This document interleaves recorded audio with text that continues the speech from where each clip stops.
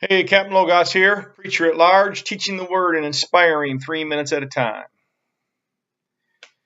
Hey, once again, the country's hurting. There's been another mass shooting.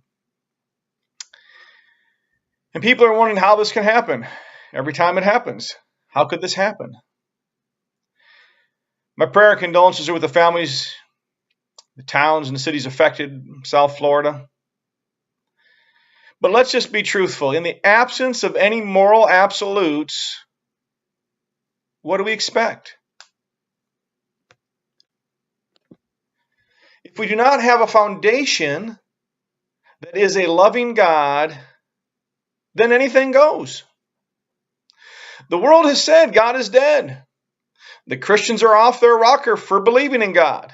They mock Vice President Pence because he talks to Jesus. And apparently, Jesus can talk to him because that's like a big thing for God to talk to one of his creation.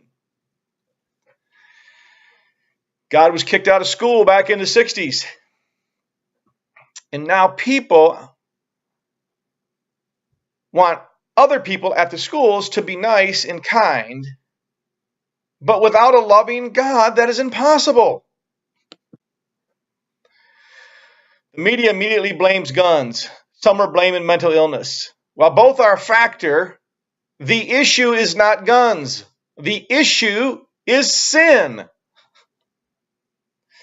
They think if they can get rid of all the guns, then there won't be any more shootings. Well, they're right. There may not be more shootings. There'll be bombings. There'll be stabbings. There'll be cars running people over.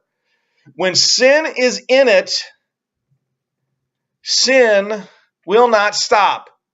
Access will not stop sin. It will just be in another form. We need to treat the real issue, which is sin. Look, this nation is far from being a Christian nation anymore. And we wonder why we don't have generations like the greatest generations of World War I and II. Well, guess what? They had God. They believed in God. People wonder why things can't get better like it was before. Well, before, they had God. They believed God. Look,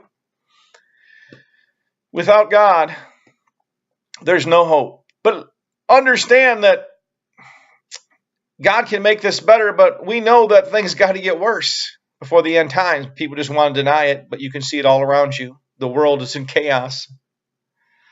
But we do have hope. Even if this is the end times, we have hope. 2 Corinthians 7:14 says, if my people who are called by my name will humble themselves and pray and seek my face and turn from their wicked ways. Yes, even us in the church turn from our evil ways. Then I will hear from heaven and I will forgive their sins and heal their lands. Now, pray for the people that were affected by the shooting and then go get your face in the Bible.